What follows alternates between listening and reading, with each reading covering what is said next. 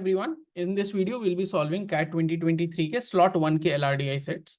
So starting off with the first one, मेरे को क्या बोल रहा है कि faculty members in a management school can belong to one of the 4 departments. ठीक, faculty members जो है वो 4 department से हो सकते हैं, F&A. Then we have M&S, that is marketing and strategy. Then we have ONQ, that is operations and quants. And then we have behavior and human resources, that is B and H. Correct? मेरे को last line में दिया है कि जो number of faculty members हैं वो F&A में 9 है, M&S में मेरे पास 7 है, मेरे पास ONQ में 5 है एंड B&H में 3 है. करेक्ट?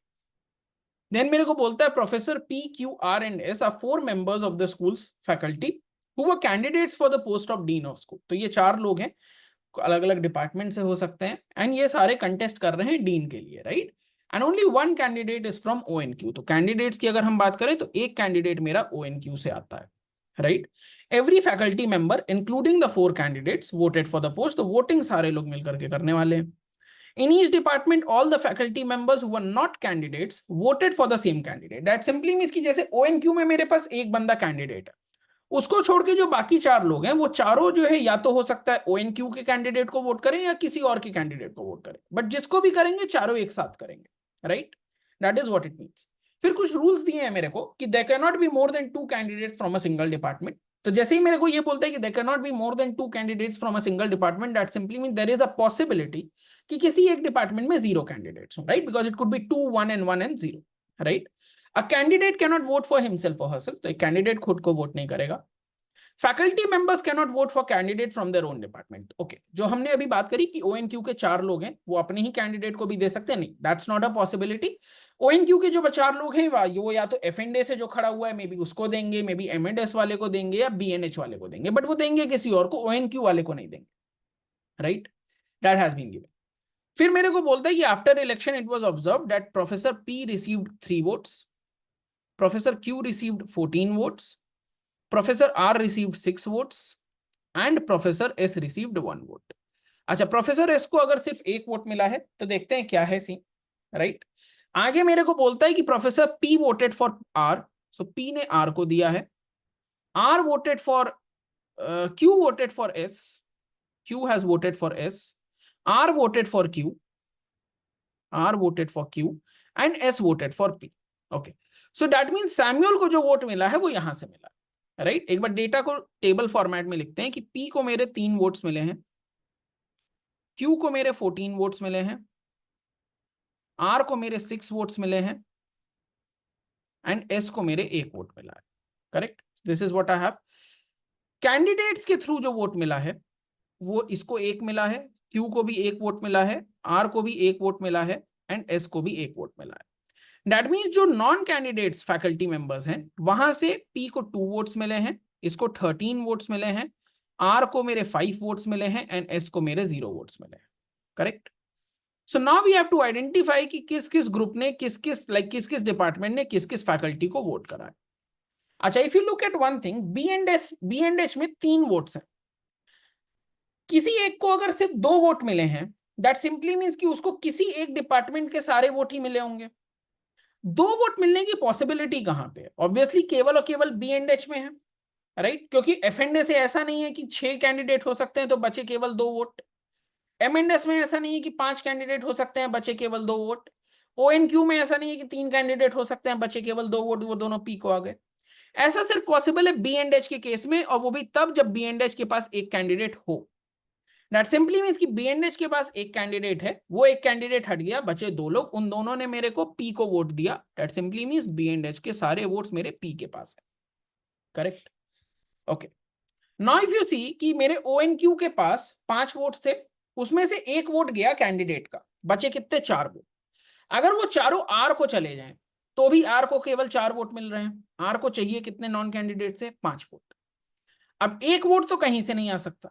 That simply means कि ONQ ने भी R को वोट नहीं दिया, ONQ ने Q को वोट दिया है, राइट? अच्छा, ONQ से कितने वोट मिले? Q को 4 वोट मिले. टोटल कितने मिले नॉन कैंडिडेट से? 13 वोट मिले. बचे कितने? 9 का गैप बचा है. 9 वोट्स कहां से आ सकते हैं? क्या M&S से 9 वोट आ सकते हैं? नहीं आ सकते. तो 9 वोट कहां से आएंगे? F&A से आएंगे. और एफ&ए से अगर मेरे को 9 वोट आ रहे हैं और 9 ही फैकल्टी हैं उसमें, that means there is 0 candidate available in एफ&ए, there is no candidate, and that simply means कि एम&एस हैज 2 कैंडिडेट्स। वो 2 कैंडिडेट को हटा करके जो 5 वोट बचे थे, वो 5 के 5 वोट मेरे आर को मिले। Correct. So now we know कि आर को कहां से वोट मिले, क्यू को कहां से मिले, पी को कहां से मिले, एस को कहां से मिले। We know everything about it, right? So I think the set is done. Let's move towards questions and let's see what do we have. Which two candidates can belong to the same department? Okay. Same department वाले पहले तो कौन है? MNS है। तो R को MNS से vote मिला है, that simply means कि R cannot be a part of MNS. Correct? मान लेते हैं कि S मेरा MNS का पार्ट है। तो अगर S MNS का पार्ट है तो S ने P को वोट दिया। अब क्योंकि मेरे को पता है कि अगर S और P दोनों MNS होते तो S P को वोट नहीं दे सकता था, राइट? बिकॉज एक कैंडिडेट अपने डिपार्टमेंट से वोट नहीं दे सकता है, राइट? तो S ने P को अगर वोट दिया, दैट सिंपली मींस कि S and P are from 2 different departments, और हमने क्या अज्यूम करा है, that S is from M&S। अगर P M&S में नहीं है, R M&S में नहीं है, तो M&S में कौन होगा? Q होगा। But if you see Q has given it to S, तो S और Q को हम एक ही डिपार्टमेंट में रख के आपस में वोटिंग नहीं करवा सकते। That simply means that assumption of having S into M&S is a wrong assumption. And that simply means कि R now cannot be M&S, S cannot be M&S. That simply means that P मेरा M&S से है, that's for sure.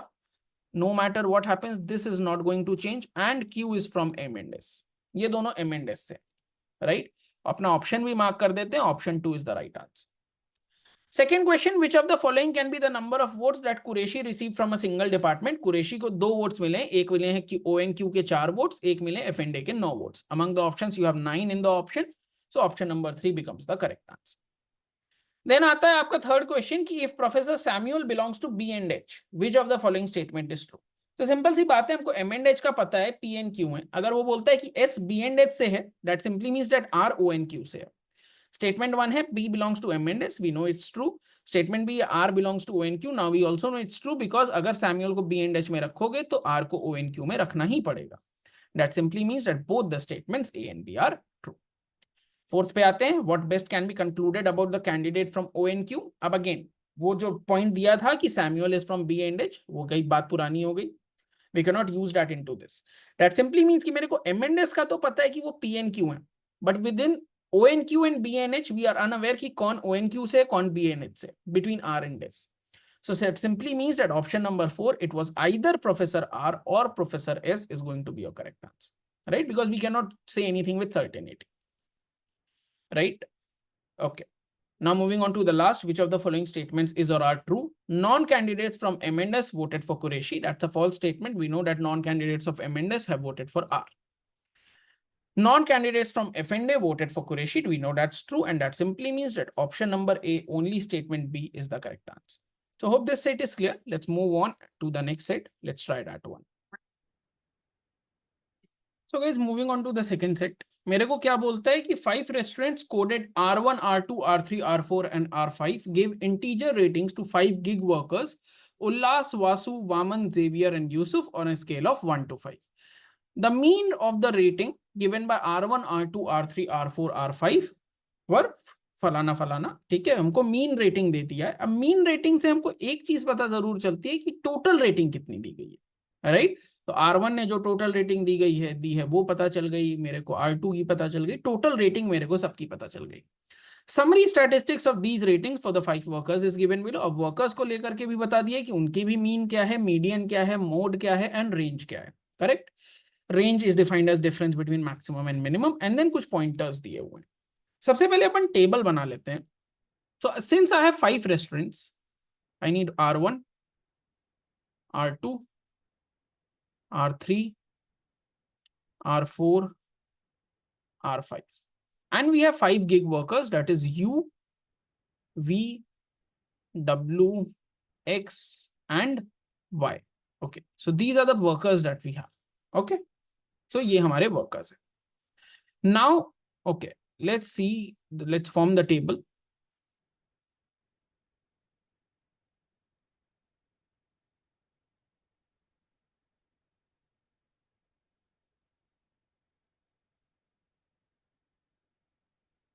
All right.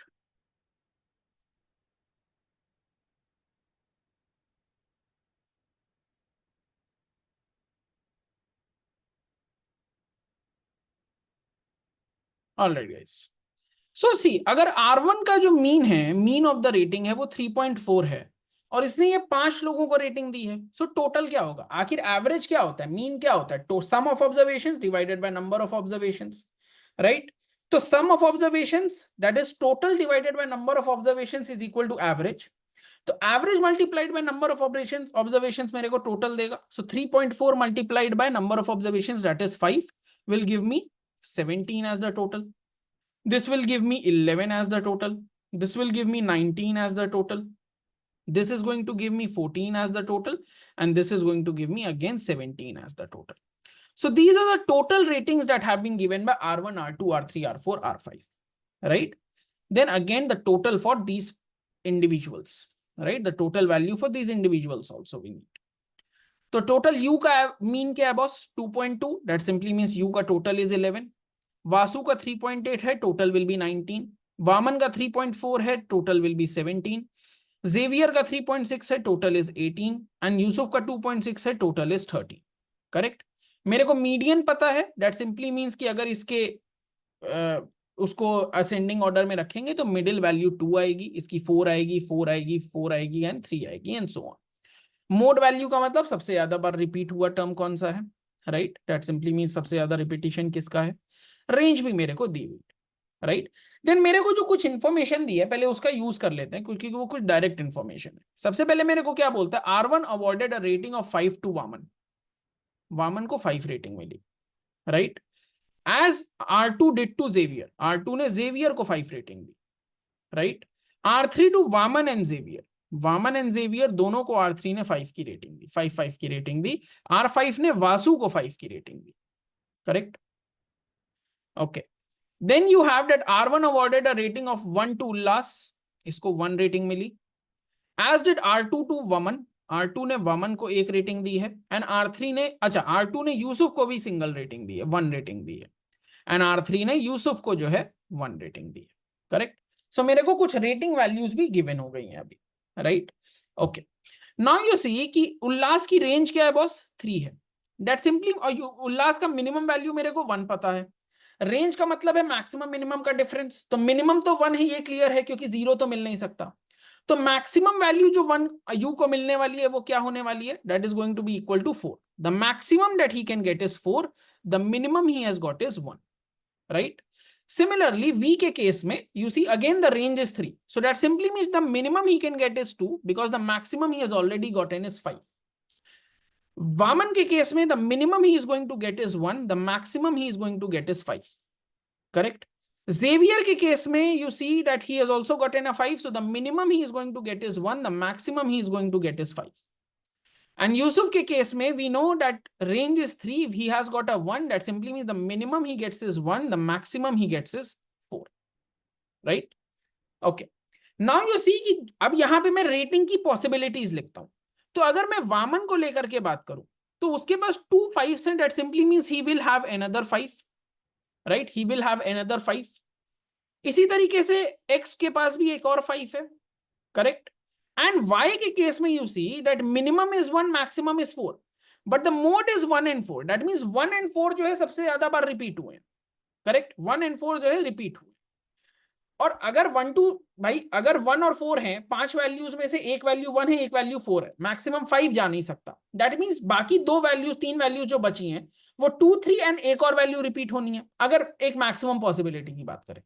But क्योंकि तभी मेरा mode निकलेगा, but क्योंकि 1 and 4 मेरा मोड है, दैट सिंपली मींस 1 and 4 मेरे 2 बार आने वाले हैं।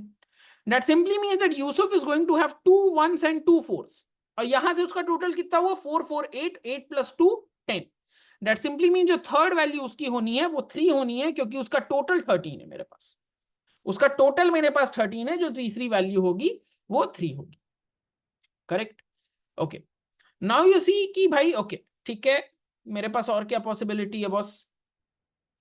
ओके, लेट्स सी उल्लास के बारे में बात करते हैं। उल्लास का टोटल स्कोर यार 11 है, जिसमें से 1 और 4 हमको पता है कि उसको मिलने वाला है, तो 5 यहां से हो गया।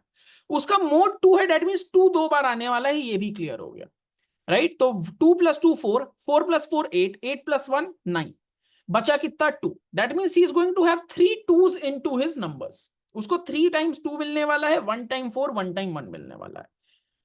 वासु के बारे में बात करते हैं। इसका मोड कितना है, 4 है। दैट सिंपली मींस कि इसके पास 4 दो बार आने वाला है। That simply means what, 5 + 4 9, 9 + 4 13, 13 + 2 15, right. That simply means 15 के बाद इसके पास एक और 4 आने वाला है। He is going to have 3 4s 1 5 and 1 2, correct.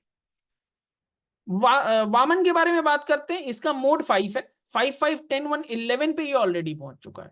बचा क्या है इसके पास, 6 की रेटिंग इसके पास बची है। That means he needs another 6। अब वो 6 के लिए दो पॉसिबिलिटी हो सकती है, या तो 4 + 3 हो सकता है, राइट, सॉरी 3 + 3 हो सकता है। बट 3 + 3 होता तो एक प्रॉब्लम ये आती कि फिर 3 भी दो बार होता, 5 भी दो बार होता, राइट। और फिर मेरे मोड को जो है 5 नहीं होना चाहिए था, 3 and 5 होना चाहिए था, विच is not happening. That simply means कि मेरे यहाँ पे 2 and 4 से समेशन इसका 6 होने वाला है। So 2 and 4 is what he is going to get. X के बारे में बात करते हैं। इसके पास 5 5 ऑलरेडी है, मोड भी इसका 5 है, राइट। तो 5 5 10 1 11 he is already sitting at, he is left with 7। That simply means the only possibility is 3 and 4, right? The only possibility, no, not the only possibility is not 3 and 4. It could also be, okay, because since the median is 4, the other possibility was 5 and 2. But because the median is 4, that simply means when arranging into ascending order, मेरे को एक 4 तो चाहिए ही middle में. That simply means 1 3 4 and 4 is going to be 1 3 4 5 5 is going to be his thing. Yusuf का हमने already निकाल रखा है, that it is 1 1 3 4 4, करेक्ट। अब आगे आ जाते हैं। ओके, R2 को लेकर के बात करते हैं। R2 के पास ऑलरेडी क्या है, 5 + 1 6 + 1 7 ही ऑलरेडी हैज, राइट। उसके पास 4 का और टोटल बाकी है देने के लिए, क्योंकि R2 ने जो टोटल रेटिंग दी है वो 11 की दी है, और जिसमें से 5 + 1 + 6 5 + 1 + 6 1 7 का डेटा मेरे पास है। He needs another 4. There are two ways. Either it could be 1 and 3 or it could be 2 and 2.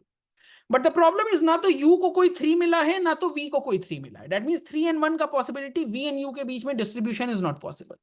That simply means the distribution is going to take place via 2 and 2, right. R2 का हिसाब पूरा हो गया। Come to R3। R3 के case में 5 5 10 1 11 is already there, remaining is 8, correct, remaining is 8। And that simply means because you know that V के पास 1 2 1 5 होना था, V के बाकी सारी वैल्यूज V की 4 होने वाली है। So let's give him those 4s, right? And now since this has become a 4, this will also become a 4. Only then this is going to be total to equal to 90. And because 4 of R3 is of U is utilized, 1 of U is utilized, that simply means the remaining values are going to be 2 and 2. Correct? Now coming to R1. Okay, if you look at R1, it's 5 + 4 9 + 1 10. You need a 7. Right, you need a 7, and for 7 you need a 5 and a 2, which is not possible. Now you need a 3 and a 4. So both the possibilities are there, that is 3 and 4 in any order will go into these positions. 4 and 3 in any order will go into these two positions, right? Let's move. Okay, you see W has 5 + 1 5 + 5 10 1 11 he already has. He needs a 6, right? He needs a 6. 6 can be achieved by, okay, and what values is he left with? 4 + 2, right? He is left with 4 + 2. अब 4 कहां जाएगा, 2 कहां जाएगा, we have to see. Let's say कि 4 यहां जाता है, let's say 4 यहां जाता है, then 4 + 4 8 8 + 2 10 हो जाएगा R4 का सम। he will be left with 4 more. He will be left with 4 more. Now that 4 more he cannot get with a 2 and 2, he can get with a 3 and 1. But because both the ones of Y are already utilized, he cannot get it with 3 and 1 also. And he cannot get it with 2 and 2 also. That simply means that assuming that he will get a 4 over here was a wrong assumption. That simply means that he will not get a 4 over here, whereas he is going to get only a 2 over here. Right? क्यों भाई? क्योंकि simple सी बात है कि अगर हम ऐसा करते हैं, अगर वहां 4 लेते हैं तो मेरे को 4 चाहिए होगा जो कि 2 और 2 से बन सकता है। X और Y दोनों के पास 2 नहीं है, वो 1 और 3 से बन सकता है। बट 1 और 3 मेरा जो है, मेरे को पता है कि 1 मेरा यहाँ पे यूटिलाइज नहीं हो सकता है Y में। X की अगर हम बात करते हैं तो वहां पे भी मेरे 1 को, मतलब अपने 3 को मैं वहां पे, क्योंकि यहाँ पे या तो 1 करूं वहां पे 3 करूं, राइट, तो यूटिलाइजेशन पॉसिबल नहीं है। दैट सिंपली मीन्स मेरे को यहाँ पे 2 की वैल्यू रखनी होगी, which will make it 4 + 2 + 2 6 + 2 8, और यहां पे मेरे को फिल कर देता हूं मैं अपने 4 को। My 4 will go away, right? 2 मेरा यहां पे हो गया, 4 2 6 2 8। यहां पे बची है मेरी 6 की वैल्यू, राइट। वो 6 की वैल्यू मेरी बननी है कहां से, 4 और 2 से, right, but because there is no 4 and 2 as well. Okay, let's see, it's slightly irritating. How do we do it? Okay, let's see, just a second, just a second. अगर मैं 2 यहां ले लेता हूं, 4 2 6 2 8, I am left with 6. 6 can be made with a 5 plus 1. 6 can be made with a 4 plus 2. 6 can be made with a 3 plus 3. Now, because there is no 2 in either of them, it's not possible, right? मेरा 5 plus 1, 5 मेरा y के पास है नहीं, x के 5 utilise हो चुके हैं, that's not possible. That simply means both need a 3 over here, right? Both of them need a 3. Okay, both of them needing a 3 is not possible क्योंकि यहाँ पे किसी एक को तो 3 लेना ही पड़ेगा. Okay, so we were wrong. Okay, we made a slight error. I know what error we made. Just a second. Let's remove this. Let's remove this. This will not be 3. This will not be 3. This will not be 2. And this will not be 4. Right? This will not be 4. This is going to be equal to 2 itself. Right? This will be equal to 2. This will be equal to 4. And this will be equal to 2. Now 4, 4, 8. 8 to 10 we already have. We need a 4. For needing a 4, we need a 3 and a 1. Right? And we know that my 1 of y has already been utilized. That means 3 will take this position, 1 will take this position. We'll get a 3 and 1 from here, we'll get a 4 from here. Now, because the 3 of y has been utilized for R4, the 3 of y will not be available here. He will get a 4. And if he gets a 4, the 3 of x will be utilized over here. Right? And now what you are left with, 3, 5, 5, 1 is done. You are left with a 4. And from here, you are left with another 4. And the summation you see for R5 will also be setting up. 5 to 7 to 9, 9 and 8 is 70. So everything the sums up, right? So everything is known, all the data is known, everyone's pointers are known.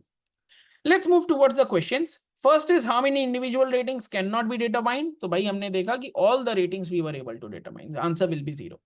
How many workers give R2 a rating of 4? R2 a rating of 4. Sorry, hold on. Did R2 give a rating of 4? So 4 उसने किसी को नहीं दिया है. Again, the answer is going to be equal to 0. What rating did R1 give to Xavier? R1 to Xavier has given a rating of 3.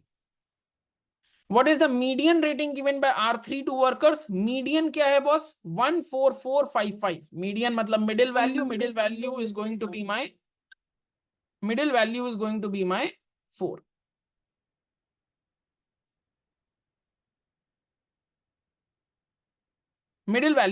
be my 4. Which among the following restaurant gives it median rating to exactly one of the workers? Median rating to exactly one of the workers. Okay, so for R1 we have median rating as 4, which is given to 2. For R2 we have the median as 2, which is again given to 2. R3 we have median as 4, again given to 2. R4 we have a median of 1, 2, 3. 3 is the median and it has been given only to 1. So the correct answer over here is going to be R4. Correct? So hope this set is also clear. And let's continue on to the third set now. All right, guys, let's move towards the set number 3. अपने को क्या दिया है कि visa processing office accepts visa application in 4 categories, that is US, UK, Schengen and others. The applications are scheduled for processing in 20-15 minute slot starting at 9 AM and ending at 2 PM. Right? That simply means कि 9 बजे से 9:15 तक एक slot है. Right? From 9 to 9:15 we have one slot. Then फिर 9:15 to 9:30 we have another slot. Right? 9:30 से 9:45 we have another slot, and so on this works, right? 45 तक we have the third slot. 9:45 से 10 o'clock we have the another slot, right? इस तरीके से करके till 2 PM we have slots. Every 15 minutes we have slots, right? Then 10 applications are scheduled in each slot. So every her slot के अंदर we have 10 applicants, right? तो total applicants कितने होंगे भाई? तो मेरे पास 20 slots हैं, right? हर slot में 10 लोग हैं.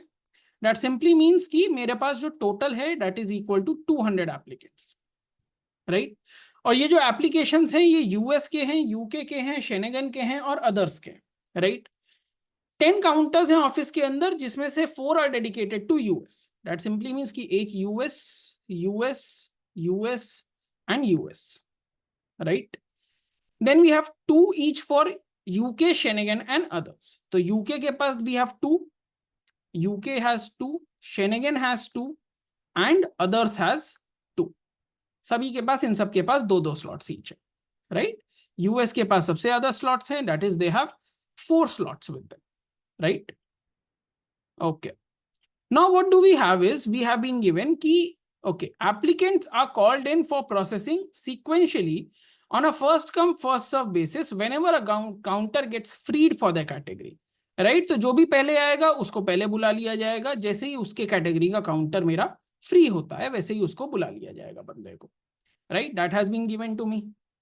उसके आगे क्या बोलता है, the processing time for an application is same within each category. So हर कैटेगरी के अंदर जो टाइम लगने वाला है, right, the amount of time that is going to be taken is going to be equal for everyone, right. जैसे US के लिए इट हैज बीन गिवन कि इट में वैरी अक्रॉस द कैटेगरीज। तो अलग अलग कैटेगरी का अपना अपना टाइम हो सकता है, सबको बराबर टाइम लेकिन लगेगा। For example we have been given कि यूएस एंड यूके में 10 मिनट्स लगते हैं पूरे वीजा को प्रोसेस करने में। दैट सिंपली मीन्स कि हर बंदा जो यूएस के लिए या यूके के लिए आ रहा है उसको 10 मिनट्स का टाइम लगने वाला है अपना वीजा प्रोसेस करने के लिए, correct. Then it has been given depending upon the number of applications in the category and time required to process an application for that category, it is possible that an applicant for a slot may be processed later। इसका मतलब कि एक applicant letter slot में भी process किया जा सकता है अगर उसके स्लॉट में आए हुए लोगों का काम अभी बाकी है। Which simply means कि अगर हो सकता है there is a possibility कि यूके को अगर एग्जांपल में ले ले, right, if we take UK into the example, it could simply mean that कि जो है अपना let's say यूके में 2 स्लॉट मेरे को दिए हुए हैं, 2 काउंटर दिए हुए हैं, there might be 3 people coming in। अब मान लेते हैं कि जैसे 2 बंदे का हो गया, राइट, 9 बजे स्टार्ट हुआ, 2 बंदे आए, 9 o'clock स्टार्ट हुआ, 9 से 9:10 तक उन 2 लोगों का चला।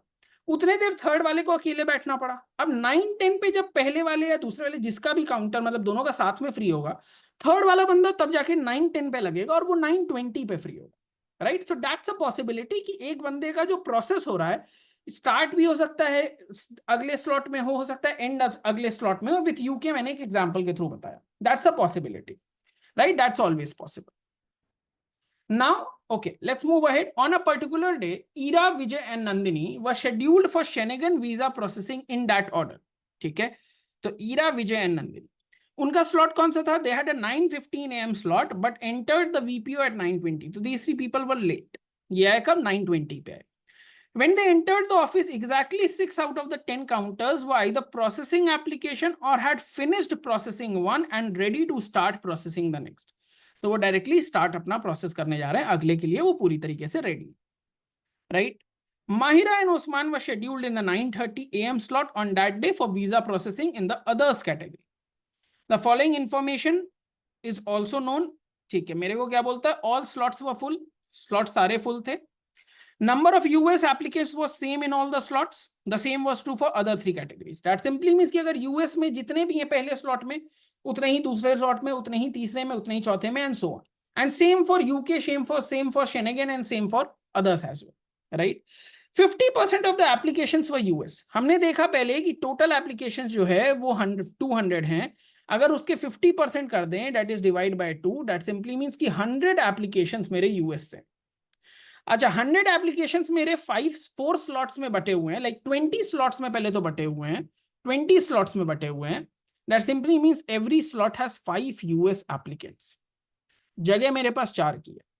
दैट सिंपली मींस कि जो 5वां बंदा होगा वो थोड़ा लेट से स्टार्ट करेगा, राइट। भले 5 लोग एक टाइम पे आए, 4 लोग काउंटर पे चले जाएंगे, एक बंदे को वेट करना होगा कि जैसे ही कंप्लीट होगा तब वो एंटर करेगा अपने काउंटर पे, राइट।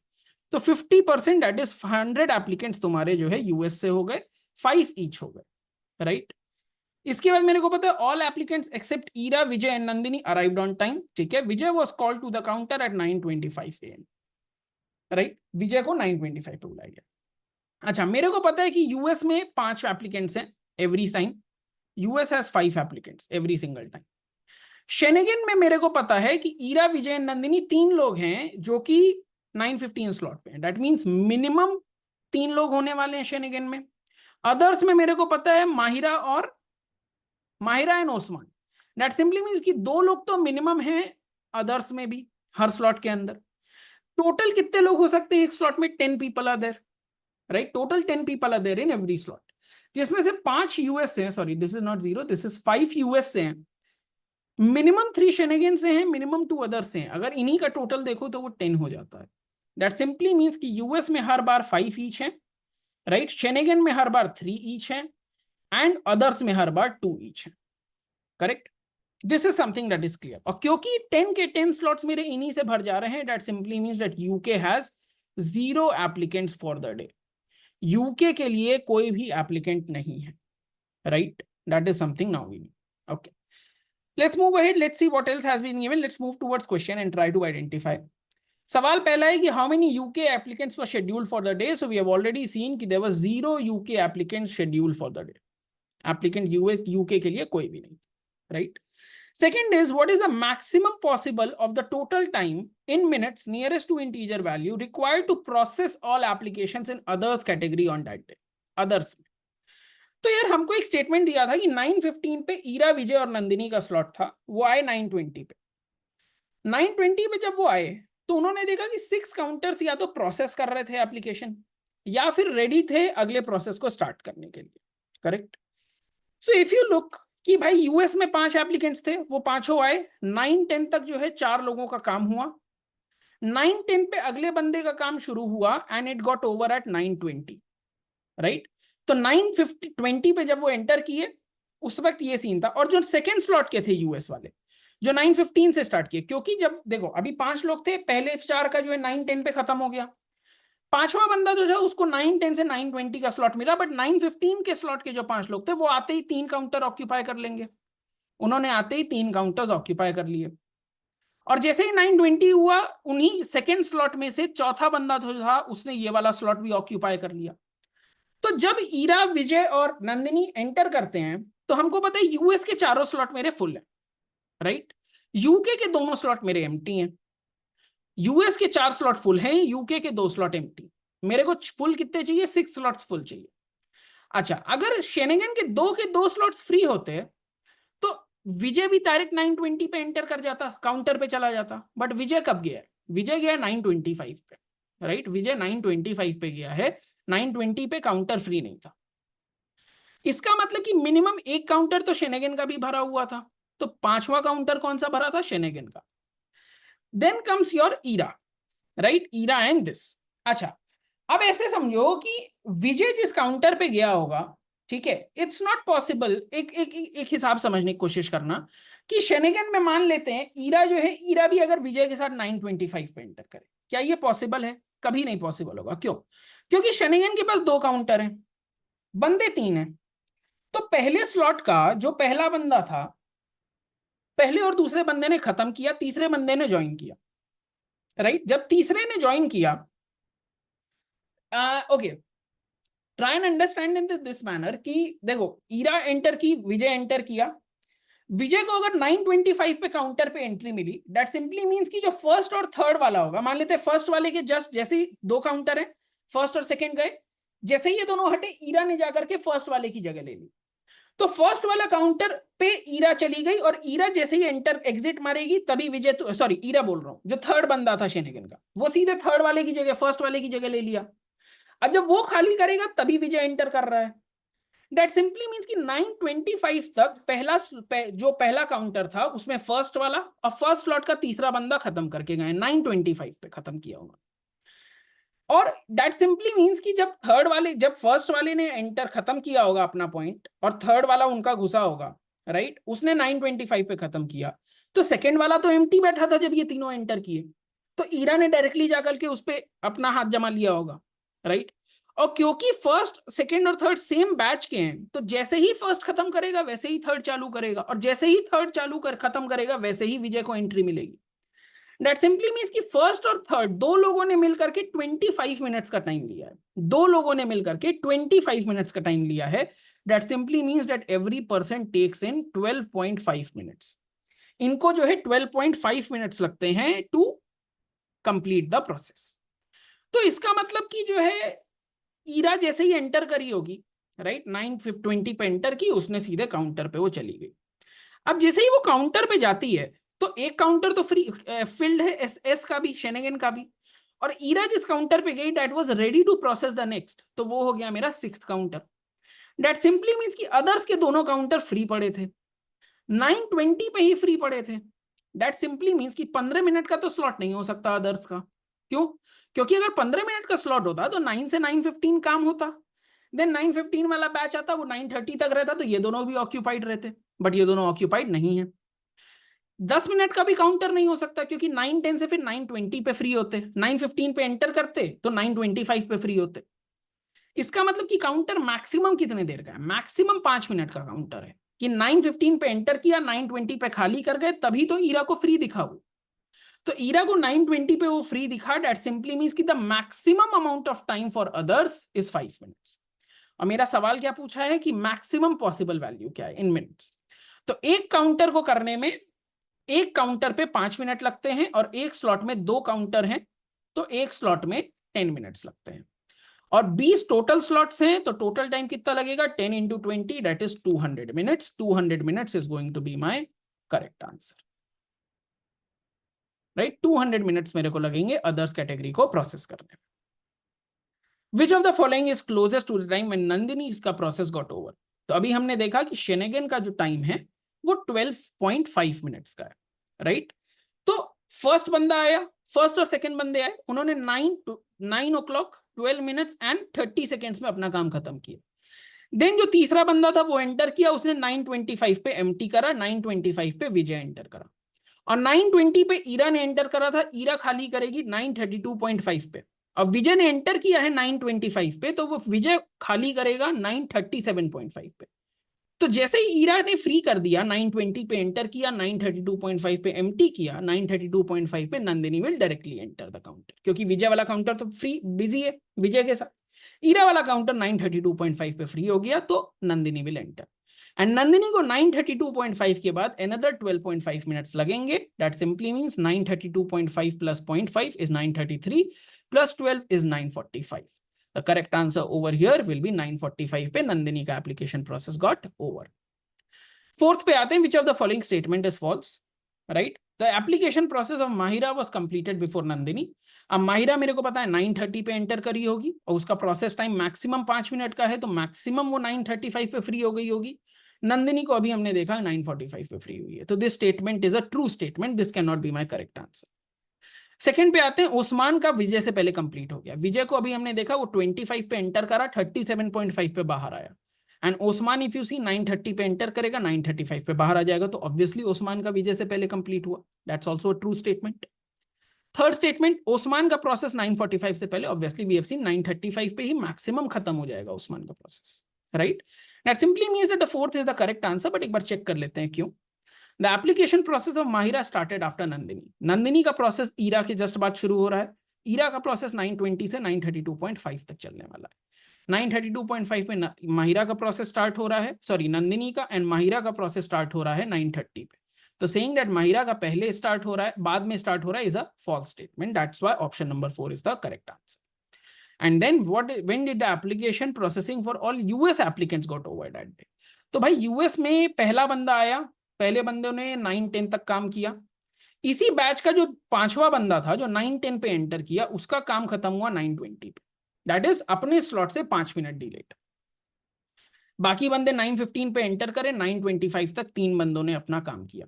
9:25 तक तीन बंदों ने अपना काम किया। दो बंदे जो बैठे हुए थे, क्योंकि काउंटर फ्री नहीं था, उसमें से एक बंदे ने एंटर करा 9:20 पे, उसने खत्म कर लिया 9:30 पे। और 9:25 पे एंटर करने वालों ने के बाद एक और बंदा भी बचा था, तो उसने तो 9:25 पे ज्वाइन किया। दैट सिंपली मींस कि उसने जो है तुम्हारा 9:35 पे एंटर खत्म करा। दैट मींस सेकंड स्लॉट के भी जो पांचवा बंदा था, वो भी अपने डेजिग्नेटेड स्लॉट से 5 मिनट एक्स्ट्रा ले रहा है, राइट। दैट सिंपली मींस एक और राउंड देख करके देखते हैं। अब जो तीसरे स्लॉट के बंदे आए, उन्होंने 9:30 पे डायरेक्टली ज्वाइन किया, उनका टाइम चला 9:40 तक, जिसमें से ऐसे दो बंदे थे, राइट। दो बंदे थे जिनका 9:40 तक चला, करेक्ट। अच्छा, यहां पे भी काउंटर फ्री हो गया, this line should have been here. यहां पे भी काउंटर फ्री हो गया, तीसरा बंदा यहां चला गया, उसका भी 9:40 पे खत्म हो गया। 9:35 पे एक बंदे ने एंटर करा, जिसका खत्म हुआ 9:45 पे। और पांचवा जो बंदा था वो 9:40 पे एंटर करेगा, तो वो खत्म करेगा 9:50 पे। दैट मीन्स इस स्लॉट का भी जो पांचवा बंदा था उसने अपने स्लॉट से 5 मिनट एक्स्ट्रा ली। दैट सिंपली मीन्स कि हर स्लॉट का जो फिफ्थ बंदा है उसको अपने डेजिग्नेटेड स्लॉट से 5 मिनट एक्स्ट्रा लगते हैं। दैट सिंपली मीन्स कि जो मेरा डेजिग्नेटेड टाइम है 2 बजे का, उससे 5 मिनट ज्यादा लगेंगे to cover up the last candidate of the last slot, right. That simply means 2:05 पे ही will get his process will get completed, and simply means 2:05 will be the correct answer. So hope this set is also clear. This was a slightly difficult set, right? If you face any difficulty, you can put it under the comment section. I'll be responding to that, right? And let's move ahead to the fourth question. All right, guys, moving on to the fourth question. अपने को क्या दिया है कि a schematic diagram below shows 12 rectangular houses in a housing complex. Houses numbers are mentioned in the rectangles representing the houses, अपना A1, B1, C1 and all that. The houses are located in 6 columns, so column A through column F, and 2 rows, rows 1 and row 2. The houses are divided into 2 blocks, block XX and block YY. The diagram also shows 2 roads, one passing in front of houses in row 2 and another one between the 2 blocks. Okay, so we see 2 rows, right? 2 roads. Then we have that some of the houses are occupied, the remaining ones are vacant and the only ones available for sale. Right? तो जो भी cell के लिए निकलेगा वो मेरा vacant है, ये श्योर है. The road adjacency value of a house is the number of its adjacent sides to the road. For example, the road adjacency value of C2 is 2, F2 is 1 and B1 is 0. तो B1 के देखो किसी side पे road नहीं है, C2 के 2 side पे road है, एक उसके लेफ्ट हैंड साइड पे रोड है, एक उसके जस्ट सामने रोड है. F2 से अगर कंपेयर करोगे, F2 के सामने रोड है बट लेफ्ट हैंड साइड पे कोई रोड नहीं है, राइट. तो इस तरीके से we can write it for every single house कि A1 की रोड एडजेसेंसी क्या है बॉस, 0 है, B1 की कितनी है, 0 है, C1 की 1 है, C2 की 2 है, B2 की 1 है एंड A2 की 1 है, करेक्ट. सिमिलरली D2 के लिए 2 है, D1 के लिए 1 है, E1 के लिए 0 है, F1 के लिए 0 है, F2 के लिए 1 है एंड E2 के लिए 1 है. तो रोड एडजेसेंसी वैल्यू मेरे को सबकी पता है, right. The neighbor count of the house is the number of sides of that house adjacent to occupied houses in the same block. Occupied houses से उसकी neighbor adjacent क्या बोल रहा है, इसको neighbor count निकलेगा, right? लेकिन मैक्सिमम नेबर काउंट के लिए मेरे को बता दिया, जैसे E1 के मैक्सिमम 3 नेबर पॉसिबल है, जैसे F1 हो गया, D1 हो गया, E2 हो गया. सिमिलरली C1 के 2 नेबर्स पॉसिबल हैं, B1 और C2. तो मैक्सिमम नेबर काउंट भी मैं निकाल सकता हूं. Let's write it out. तो नेबर काउंट में अपने लेफ्ट हैंड साइड लिख रहा हूं एंड राइट हैंड साइड पे मेरा, या पेन ही चेंज कर लेते हैं, let's change the colour of the pen. Okay, so let's say कि नेबर काउंट अपन ब्लू पेन से लिखेंगे. A1 के लिए the neighbour count is 2, maximum neighbour count. A2 के लिए इट इज 2, B1 के लिए इट इज 3, B2 के लिए इट इज 3, C1 के लिए 2, C2 के लिए 2, करेक्ट. D1 के लिए 2, D2 के लिए 2, E1 के लिए 3 है, E2 के लिए 3 है, F1 के लिए 2 है एंड F2 के लिए भी 2 है. So I know the maximum neighbour count as well and I also know the road adjacency value as well. अब मेरे को क्या बोलते हैं कि the base price of a vacant house is 10 lakh if house does not have a parking. अगर parking नहीं है तो बेस प्राइस 10 लाख है, पार्किंग है तो 12 लाख है. The quoted price in rupees lakhs of vacant house is calculated as. अब quoted price की बात कर रहा है, वो कैसे निकलेगा, बेस प्राइस 10 या 12 plus 5 times the road adjacency value, 5 multiplied by the road adjacency value निकालना है, प्लस 3 इंटू नेबर काउंट. अब नेबर काउंट का मतलब होगा कि कितने ऑक्यूपाइड है, तो नेबर काउंट का एग्जैक्ट बेस प्राइस जानने के लिए हमको नेबर काउंट का पता होना जरूरी है, correct. Okay, then it has been given that the following information is known. The maximum quoted price of a house in block XS is 24 lakh and the minimum quoted price of a house in block YY is 15 lakhs. And one of such house is in column E. तो column E में से एक house जो है price जो है vacant है, जिसका प्राइस जो है, वेकेंट दोनों हो सकते हैं, वेकेंट को लेकर के नहीं बोला है, बट इसमें से एक का ऐसा प्राइस जो है वो 15 lakhs, right. Okay, row 1 has 2 occupied houses, 1 in each block. That means A1, B1, C1 में से एक ऑक्यूपाइड है, 2 अनऑक्यूपाइड है. D1, E1, F1 में से एक ऑक्यूपाइड है, 2 अनऑक्यूपाइड है, correct. Both houses in column E are vacant. Okay, दोनों वेकेंट हैं. One each of column D and column F has at least 1 occupied house. Okay, and there is only 1 house with parking space in block YY. सबसे पहले अपनी पहली given condition का use करते हैं जो मेरे को बोलती है कि 24 लाख जो है ब्लॉक XX में एक का प्राइस है. A1 को ले लेते हैं. A1 का मैक्सिमम बेस प्राइस 12 हो सकता है, करेक्ट। उसकी रोड एडजेसेंसी वैल्यू 0 है, अगर उसका नेबर काउंट दो हो जाए तो भी उसका 2 इंटू 6 18 ही हो सकता है मैक्सिमम प्राइस। तो A1 का रेट तो 24 नहीं है। A2 के रेट की बात करते हैं, उसका मैक्सिमम प्राइस 12 हो सकता है, उसकी रोड एडजेसेंसी 5 हो सकती है एंड उसका नेबर काउंट 6 हो सकता है, तो भी टोटल बैठेगा 23। तो A2 भी 24 लाख का नहीं है। B1 की बात करते हैं, B1 का भी अगर बेस प्राइस हम 12 मान लें, रोड एडजेसेंसी 0 है, 3 के 3 उसका नेबर काउंट हो जाए तो भी 21 पे पहुंचता है। C1 की बात करते हैं, C1 12 प्लस 5 प्लस 6 पहुंच सकता है 23।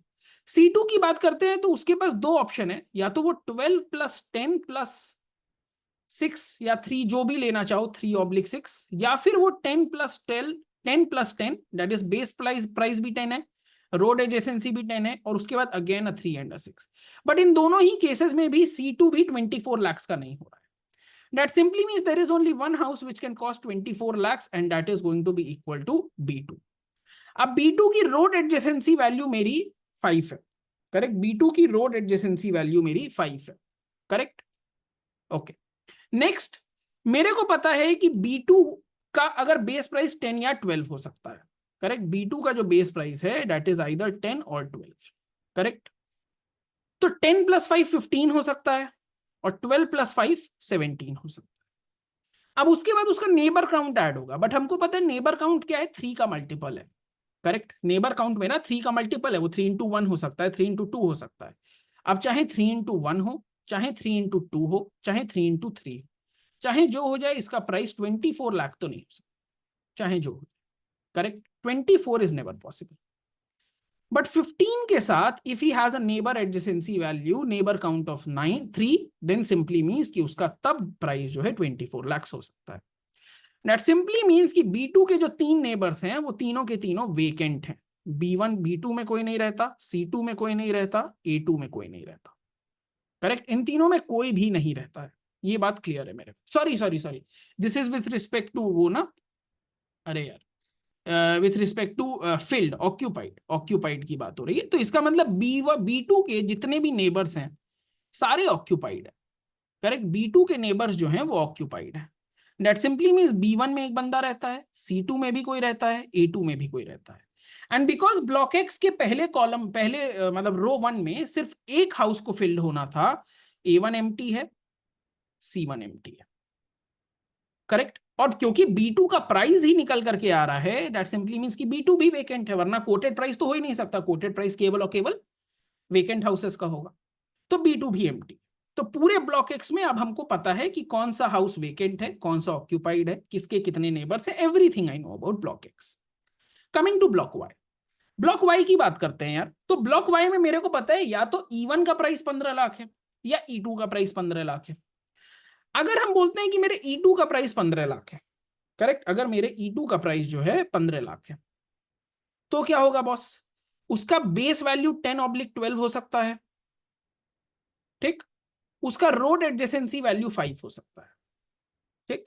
तो 12 प्लस 5 वाला तो पॉसिबल ऑप्शन नहीं है, दैट मींस पॉसिबल ऑप्शन क्या है, 10 प्लस 5 वाला। अच्छा, 10 प्लस 5 का मतलब ये है कि उसका नेबर काउंट जो है वो 0 होना चाहिए।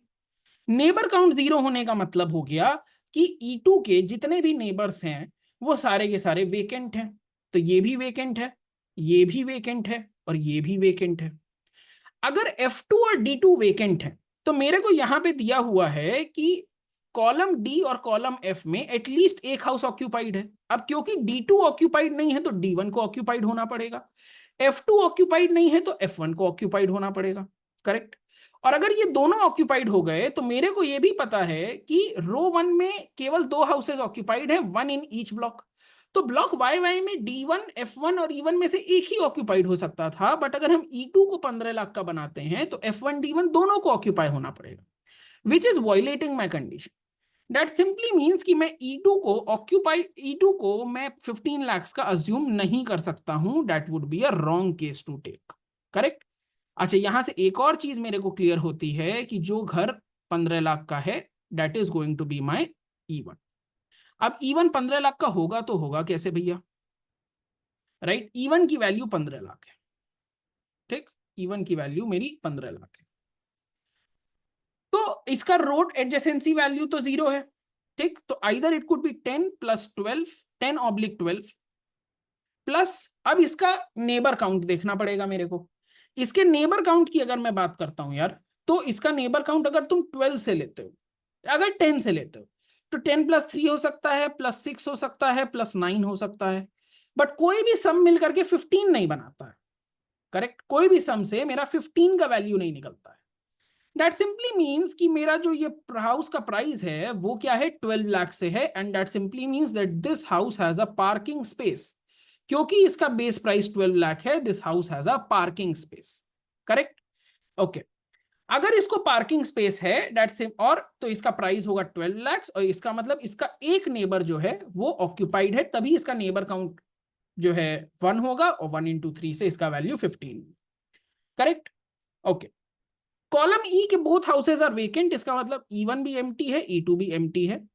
तो E2 का E1 के एक नेबर को वो होना है, वेकेंट होना है, तो या तो वो D1 होगा या तो वो F1 होगा, कोई एक वेकेंट होने वाला है। अब मान लेते हैं कि मेरा F1 वेकेंट है। अगर मेरा F1 वेकेंट है तो मेरे को पता है कि ब्लॉक वाई में केवल एक घर है जिसमें पार्किंग स्पेस है, और वो मुझे पता है E1 है। तो F1 के पास पार्किंग स्पेस नहीं है, तो उसका बेस प्राइस क्या होगा, 10 होगा। F1 में रोड एडजेसेंसी 0 है, उसका नेबर काउंट देखें तो E1 उसका वेकेंट है। मान लेते हैं F2 के पास F2 ऑक्यूपाइड है, तो वहां से उसको 3 पॉइंट मिल जाएंगे। टोटल क्या होगा उसका, तब भी 13 लाख होगा। But minimum price block Y में 15 है, तो क्या F1 का प्राइस 13 पॉसिबल है, नहीं पॉसिबल है। तो अगर हमने F1 को वेकेंट माना, तो मुझे क्या पता चलता है कि यार मुझे अपने F1 को तब मेरे को 13 लाख का बनाना पड़ेगा, which is not possible to have. F1 13 lakh का नहीं हो सकता है, सिंपल सी बात है, F1 can not B of 13 lakh, क्योंकि मेरी कंडीशन वॉयलेट हो जाएगी। That simply means that F1 is occupied, D1 is vacant, D1 is vacant, and because D1 is vacant, D2 has to be occupied, क्योंकि column D में मेरे पास एक occupied चाहिए था minimum. Similarly for column F, but F2 के लिए अभी हम कुछ नहीं कह सकते कि वो ऑक्यूपाइड है कि vacant, we are in no position to tell that, right. वो हमको नहीं पता है, क्योंकि वो ऑक्यूपाइड भी हो सकता है, वेकेंट भी हो सकता है, क्योंकि एटलीस्ट 1 की कंडीशन है, दैट सिंपली मींस 1 और 2 both are possible, right. So now we know everything about block Y as well. Let's move towards questions. पहला क्वेश्चन बोलता है how many houses are vacant in block XX। तो vacant कौन कौन से भाई, A1 है, C1 है, B2 है, that means how many houses are vacant, there are 3 houses that are vacant over here. फिर क्या पूछता है, which of the following houses are definitely occupied. तो F2 एंड A2, तो A2 ऑक्यूपाइड है, बट F2 को लेकर के गारंटी नहीं, करेक्ट। D2 B2, D2 देखो तो D2 ऑक्यूपाइड है, B2 अनऑक्यूपाइड है, करेक्ट आंसर नहीं हो सकता। D2 एंड B1, D2 मेरे को पता है ऑक्यूपाइड है, B1 भी मेरे को पता है ऑक्यूपाइड है, तो डेफिनेटली ऑक्यूपाइड में option number 3 is the right answer. Moving to third, Which of the following option best describes the number of vacant houses of row 2? Vacant houses की बात कर रहा है row 2 में। row 2 में मेरे को पता है B2 vacant है, मेरे को पता है E2 vacant है, तो 2 guaranteed vacant है। F2 के बारे में भी ये do not know anything, तो there might be 2 vacant houses that is B2 and E2, there might be 3 vacant houses that is B2, E2 and F2. So depending upon that, my correct answer goes to be either 2 or 3, because we are not aware of the situation of F2, correct? What is the maximum quoted price of in lakh rupees for a vacant house in column E? Column E का maximum quoted price जो हो सकता है, let's check it for this. भाई इसका अगर हम check करते हैं, इसका quoted price तो हमको पता है 15 है, तो रही बात इसकी, इसका मिनिमम, इसका बेस प्राइस 10 होगा, क्योंकि गारंटी है कि पार्किंग स्पेस नहीं है। 5 ऐड कर दो इसका क्या बोलते हैं, क्या है यार, रोड एडजेसेंसी वैल्यू 5 लाख, ठीक। एंड इसका नेबर काउंट कितना है, नेबर काउंट इसका 1, ठीक। मेरा D2 फील्ड है, और मेरा F2 भी फील्ड मैं मान सकता हूं, क्योंकि मेरे को मैक्सिमाइज करना है, तो assume that my F2 is field. तो इसका नेबर काउंट 2 × 3 6 हो जाएगा, so maximum price that I get will be 21 lakhs. So the correct answer for this question is going to be 21 lakhs, correct. Which house in block YY has a parking space? हमको पता है कि E1 के पास parking space है, तभी उसका base price 12 lakh है। That means option number 4, E1 would be the correct answer. So with this, we have solved all the 4 sets of CAT 2023 slot 1. Hope you have learned a few concepts over here, you have understood कि किस तरीके से question solve किए जाते हैं। और देखो कोई भी क्वेश्चन बहुत कठिन नहीं होता है, सारे डुएबल क्वेश्चंस थे। इट्स जस्ट दैट कि आपको समझ पैदा करनी होगी कि किस तरीके से उसको सॉल्व करना है, उसके एक एक पॉइंट को ध्यान से समझना होगा। थर्ड सेट की बात करें वो थोड़ा डिफिकल्ट था, बट बाकी तीनों set comparatively on the easier side पे थे। So hope this is done. You can also watch up remaining videos for CAT 2023 के बाकी के video solutions, be it VARC, be it QA, and बाकी slots का भी we have already updated, so you can also watch those as well, right? Thanks for watching.